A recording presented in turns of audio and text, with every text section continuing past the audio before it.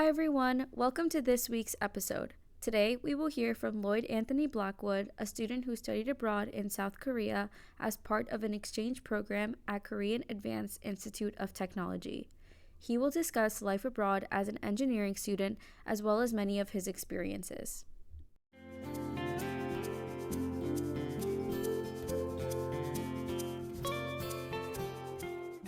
Welcome, LloydAnthony. Thank you for coming on the podcast today. Do you want to introduce yourself really quickly? Okay, my name is LloydAnthony Blackwood. I am a third-year mechanical engineering student at the University of Rochester, and I studied at KAIST University in South Korea during fall 2024. Why specifically did you choose South Korea to study abroad? I chose South Korea because I wanted something new. I wanted to be somewhere where I am not, where I don't know the culture, right? I wanted to be somewhere where I really have to be thinking on my feet and learning as I go. I didn't want something easy. If I went to somewhere like England, maybe it would be very easy to get around since I know the language. But what if I went somewhere where I don't know the language, right? Yeah. I wanted a challenge, something new, something that would grow me as a person. Yeah. And did you do any of the Duolingo before you went abroad? So I started with Duolingo, Okay. A lot of abroad kids do that. but then it wasn't working out.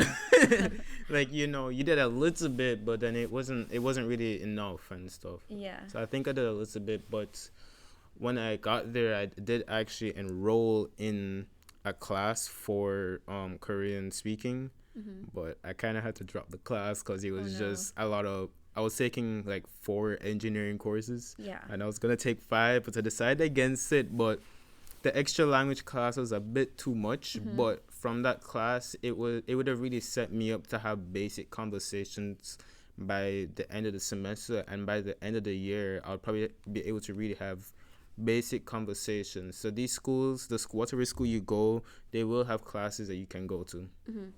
And this meshes really well into the first topic I want to talk about, which is being an engineering student abroad. So you mentioned that you took 4 engineering classes abroad. Did you have choices when it came to what university you went to? Because you mentioned you studied abroad at Korean Advanced Institute of Technology. So in terms of choices to study abroad, when I chose Korea, there were different schools I could go to, yes, but I decided to make sure to choose a school that the university is already partnered with. Yes. That way there won't be any issues when you're transferring the documents from one school to another. I wanted everything to be a seamless process, right? The next thing is that as a mechanical engineering student and any students in general, you have to get your papers signed. So you have to look on their website and choose all of the courses that would be applicable to you, right? So if you're going to junior year, you would probably look for the fluid mechanics courses, the material science courses, and maybe even a course from your 4th year, right? To probably get ahead because you might be missing a class here. So you just need to look for those classes, check if you're able to take them, and then you have to sign it off with the faculty who would be in charge of that course. But if you're a mechanical engineering student, just go to Lambropolis or Lambro, that's how you probably know him as, and just have him sign everything off, and he will check. You have to bring the syllabi to him, and then he will check through if the courses are equivalent. And if he gives you the go ahead, then as soon as you get the grades back from Korea, they'll immediately transfer over. Did you have any other friends that also studied abroad that were in your major that you know of? From UFR? Yeah. No.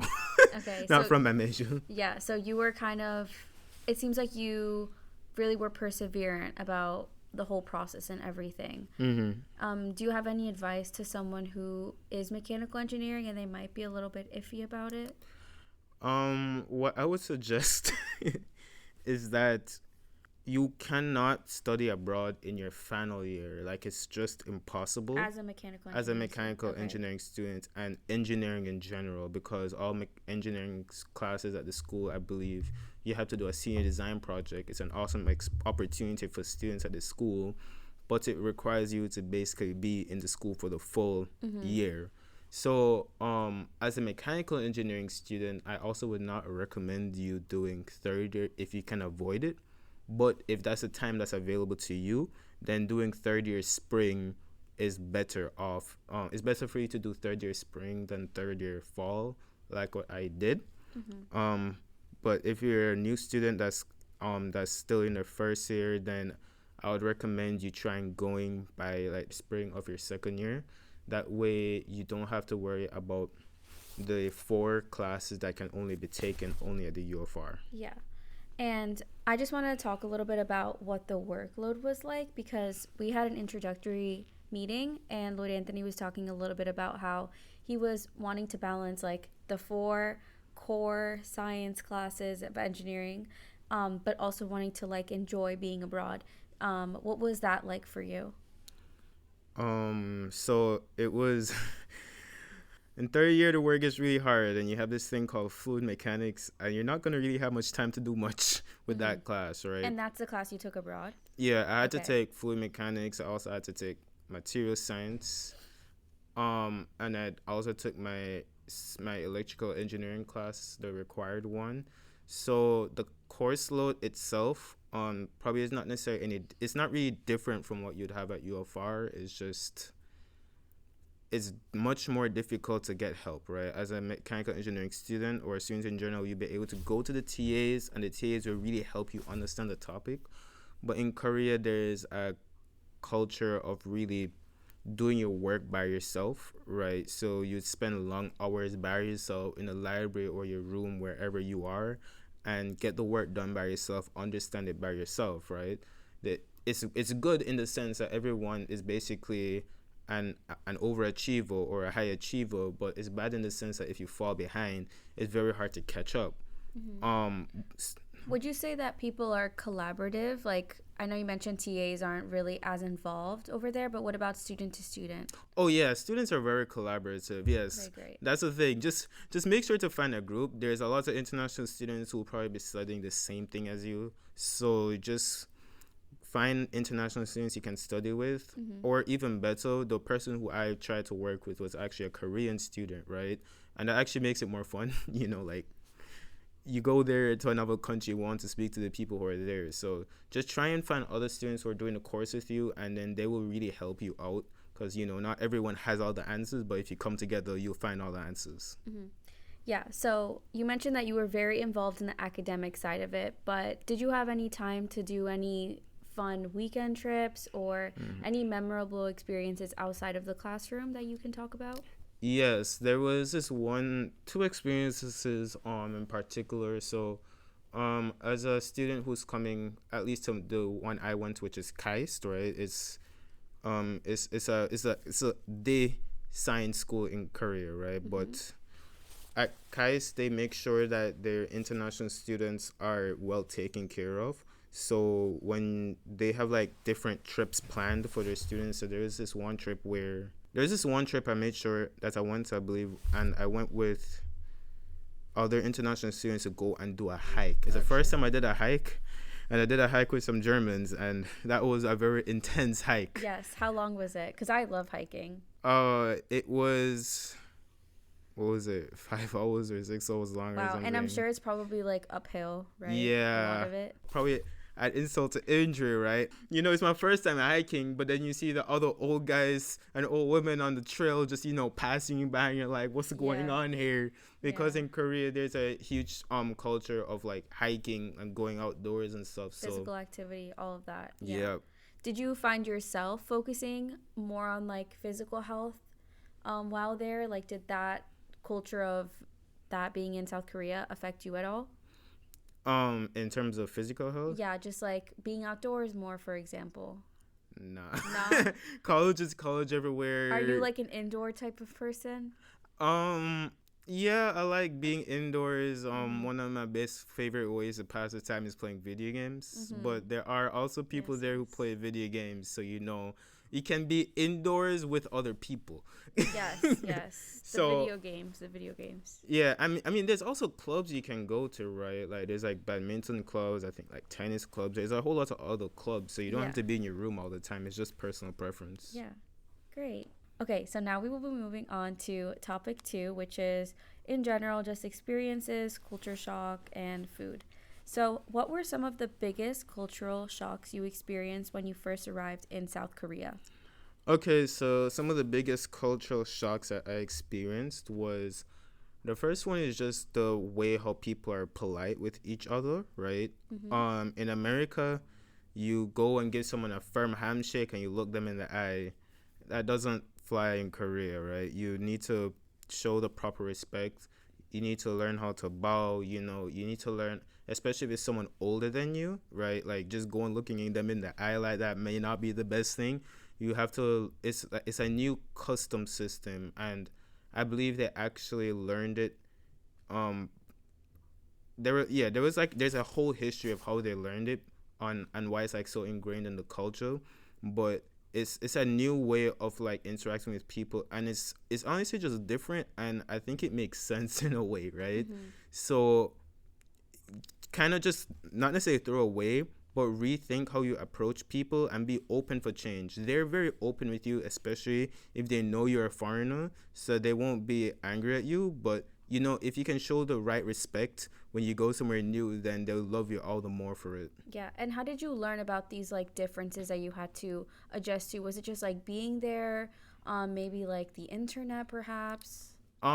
It's mainly the dining hall, right? When people are accepting food, there's like a certain way to accept your food, right? You don't necessarily just reach out with one hand. You might want to put out both hands if it's a tray, or if it's something you only need one hand for, you put out one hand with a hand under it, right? So Mm-hmm. stuff like that is like very much more noticeable.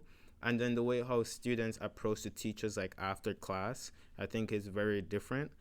Um, and then the way how I learned I'm more in depth about it was as I have a Korean friend that I'm still in contact with, and Mm-hmm. he helped like break these things down and even break down the history behind why they do stuff the way they do.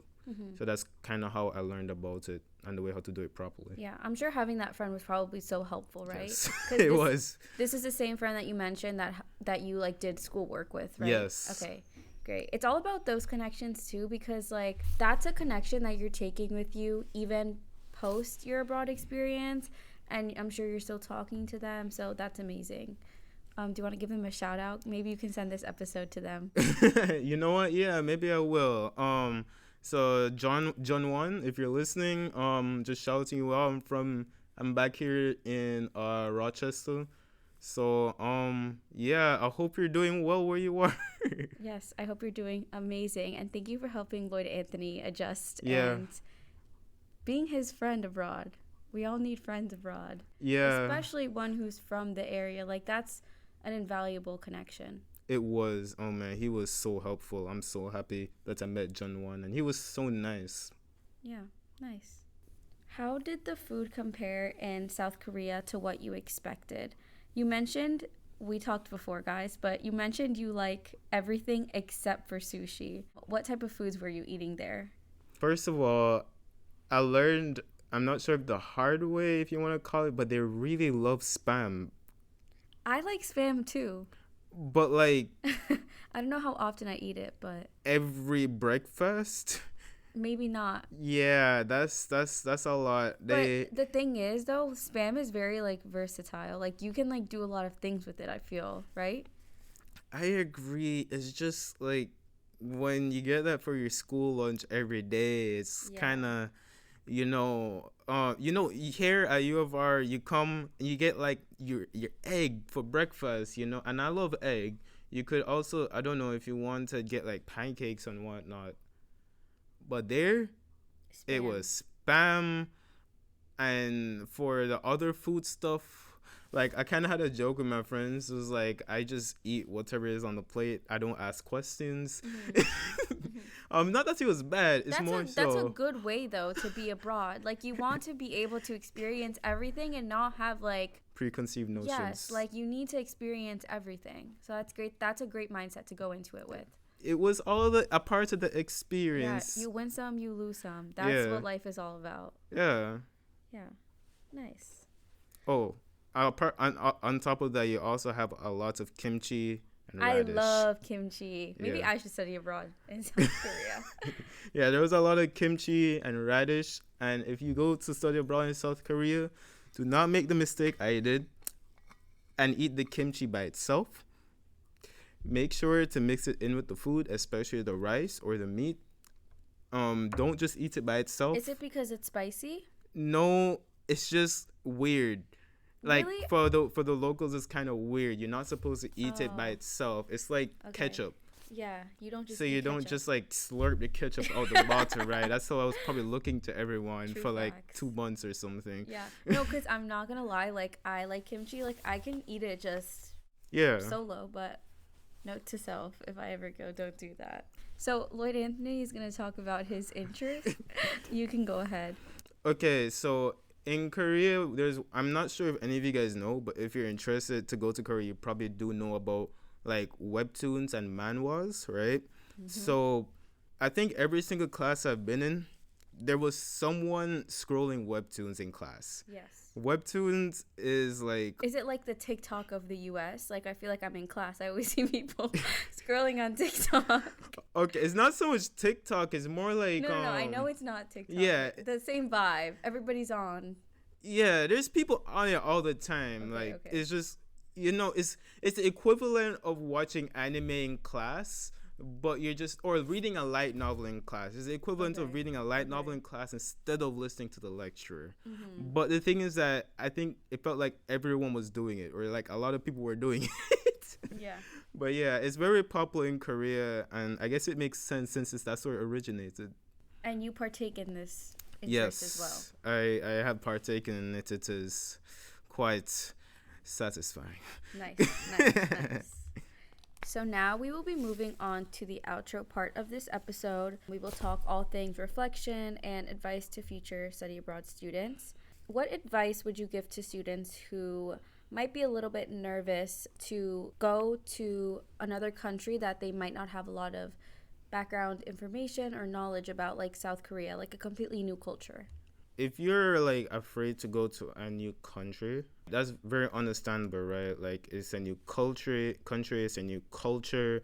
There's gonna be so many things that are new. You can't speak the language, but one thing I will say is that if you go to Korea, right, as long as you know English, you'll be able to get around. In terms of culture, the point is to experience a new culture, right? There will be things that are very different to you, but always just take it in. The point is to be challenged, to expand your worldview. So you will leave so much of a better person than never having the experience at all. Yeah. Great. I like to ask this question because I feel like it can help a student in the future.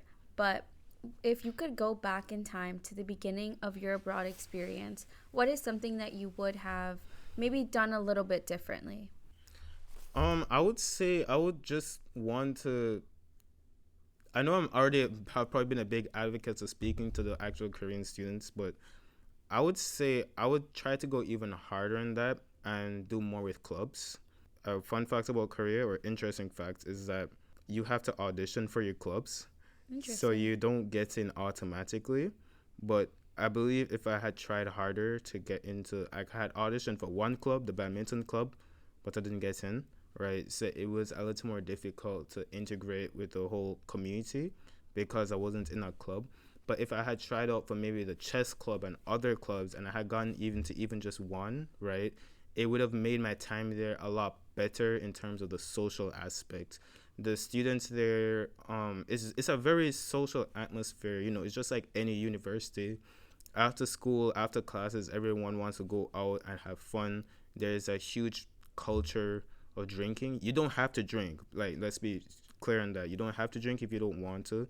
I didn't drink while I was over there, but going out with them, and it will help you a lot in just adjusting there, staying there, and feeling comfortable. And honestly, you're going there for memories. So if you're not really enjoying yourself, then like, why are you there? So making sure to take advantage of the clubs, take advantage of events, making connections with both the international students and the Korean students, like really being going hard on that, right? Especially in the first 3 weeks, before the exams pick up. that's like really the important time that you need to go out and be as extroverted as you physically can. Like if you're an introvert, just become an extrovert for about just 2 weeks, and it will make your time there so much better.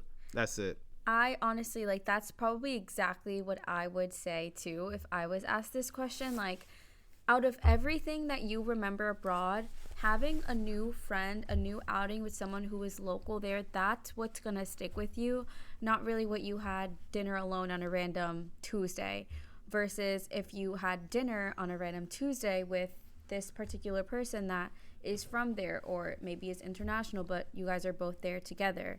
So it's all about those experiences, and like LloydAnthony said, really put yourself out of your comfort zone. Even if that's not you, you can honestly like rewrite yourself when you're abroad, because no one knows you there. It's such a clean slate, so really take advantage of that. So that was a beautiful answer. I really like that. Well, thank you so much for coming on today's episode. I feel like we really got to know you as a person and also your experience abroad. So that was great. Thank you. Thank you. Bye, everyone.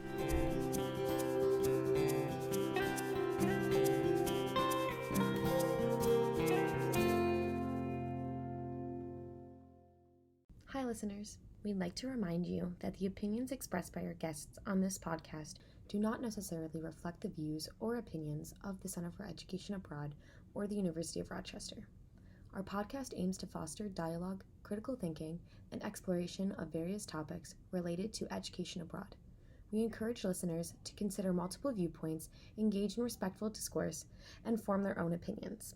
Thank you for tuning in and being part of our community.